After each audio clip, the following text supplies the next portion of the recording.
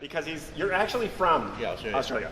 So he's done the Melbourne Cup and the Australian Open, and then it wasn't until 1998 when he came here and moved to the United States and has been working for all types of restaurants and catering companies. And throughout the day he'll disclose, or maybe he'll disclose some of the ventures and stuff he goes at the restaurant he works at, the things that he does.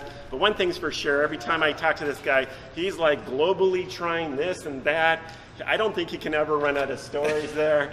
And I've never seen him without a smile, so that's, So anyway, Carrie, take it away. Okay. I'll try to be quiet, which I can never be, and we'll go from there. Okay. All right. Well, first of all, I need to find 3 persons. Without these 3 persons, we won't be able to stay here. So it's the first one, Faye, Yake, and Robert.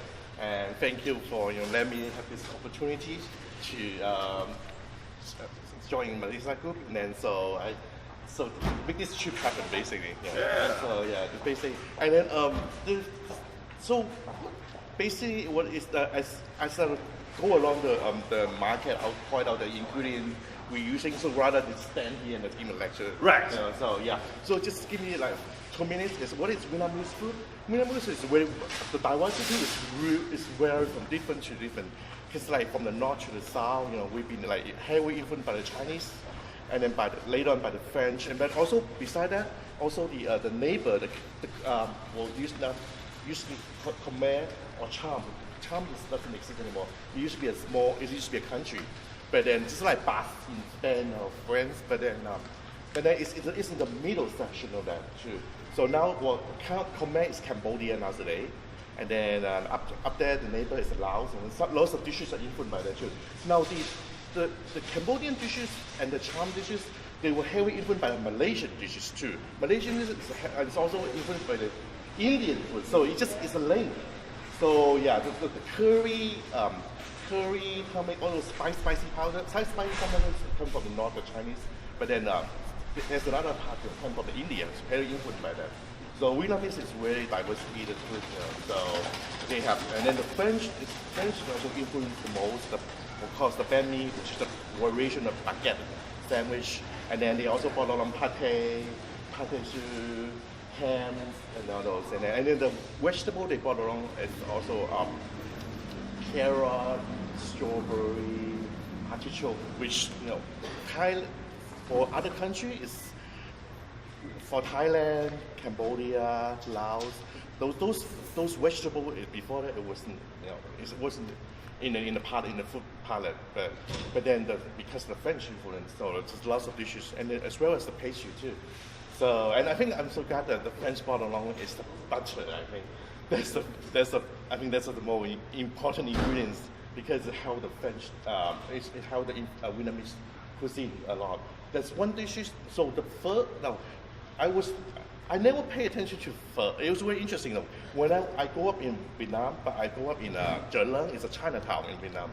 So when I came here, before that I never taste pho. So you would say that, really? It's a Vietnamese food? Yes, I never taste it. Because there's so many different variety of food I have to say. There's so many different ones, because in the place where I grew up, it's heavy Chinese influence. So basically, I just pretty much like eat Chinese food. But besides other than that, I do taste other different food, like there's Vietnamese noodle, which does have this, it's called bánh canh. And then they also have the bông riêu, which is a shrimp rice noodle too. So those, and then pho, it's interesting. I just read through. Pho is just the last. It just become popular and starting in the 1900s. So yeah, so it's a new thing too. So it's just like 100 years old. So I thought there's I don't know. So I studied that, and it was actually how did it become this? They said that when the French when Vietnam was still colonized by the French, and then because the French they love fancy food, filet mignon, the beef, and they either they ship it from France, or they will go in other region of Vietnam, the beef, and then with the unwanted bone, they will just toss it away. And then some of the village say, oh, they see the bone with it, so what can you do with that? Why don't you make it a soup as stock? And then eventually, and then the rice noodle that most nowadays the pho. In other places in Thai they call it different name like pad thai or the pad see, which is the rice noodle. And how did they come up with the idea is there's so many old rice that you cannot just eat rice every day. You're gonna do something else too. So they use the old rice to make it in pho, the rice noodle. Like in the old day, it used to be noodle and from the China, so they use noodle. But then now they changed to eat pho too in the south.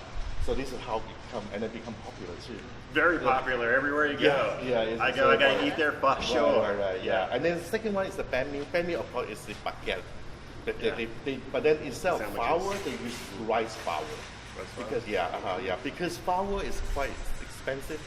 Because Vietnam doesn't have produced flour, so they use rice in such a because rice is so expensive.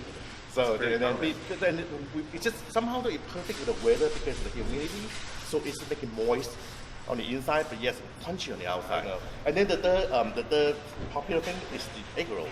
They call it spring roll. Spring roll, yeah. It's very popular, and it was original is from the Chinese influence. But then somehow Vietnamese, instead of rice flour, they use rice. No, instead of regular flour skin, and then they use rice flour, so it makes it more crispy. So, and then the ingredients that they mix all kinds of they put a different thing, maybe like shrimp, seafood, pork. So it tastes really different from, and somehow with the fish sauce, rather than with the fish sauce you're dipping in there, it becomes like it's a perfect combination. So yeah, and the four dishes, the popular is a lot of time it's not mentioned in Vietnamese food. I was disappointed. It's called beef bò bái bò, which is beef in 7 flavor. It's some restaurant they just sell this called bò bái. It's just beef. They make it into 7 different types of. They make it into soup. They make it into like shabu shabu, where you just slice it, and then they make it into with the betel leaf or the curry leaf. They wrap it and kill it, and then some of them they fry it into a small egg roll, but just using beef. They use beef, and it's very popular. It's really famous in Vietnam. But I don't know why here they're not mentioning. I don't know why either. So yeah, so it's a very popular dish. So, and then the seafood, there's a lot of seafood because of the coastal. If you look at the map of the region, it's to the west side, pretty much all coastal area. So seafood play a big role in there too. It's like that. Yes, yeah. So we are going there now, and now the major the primary food is rice, and then they make into rice noodle. That's So in China, the north is they're eating with wheat or we call it for flour, and the southern of China is with rice.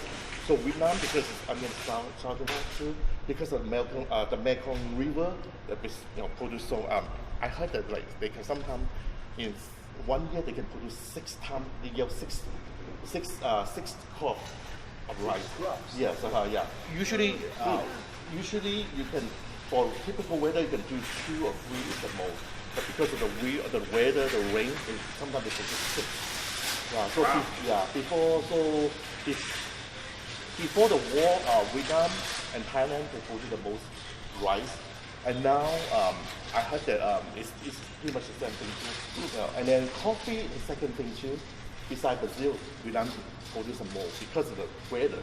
Really? Yeah, yes. So I didn't know that either. So we know since I don't drink that sort of coffee. Well, the Vietnamese coffee and the teas are really popular anyway.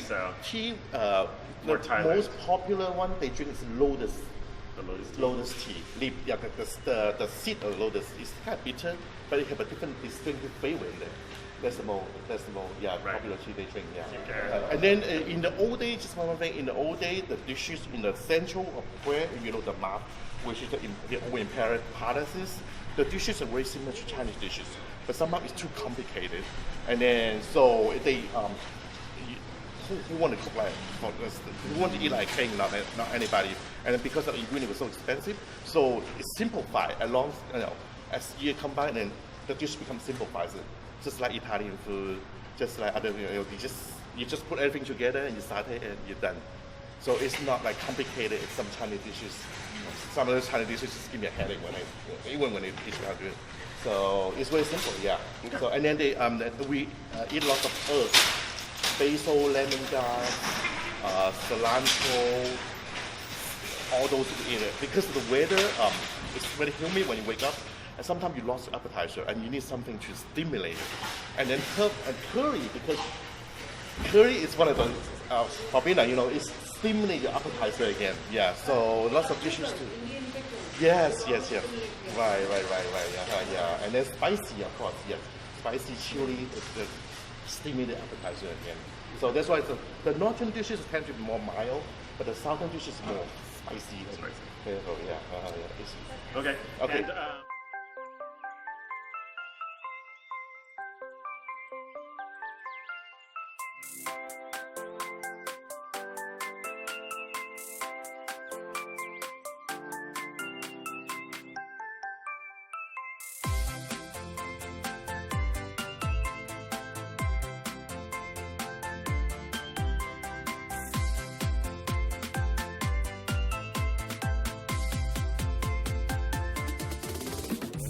Wow.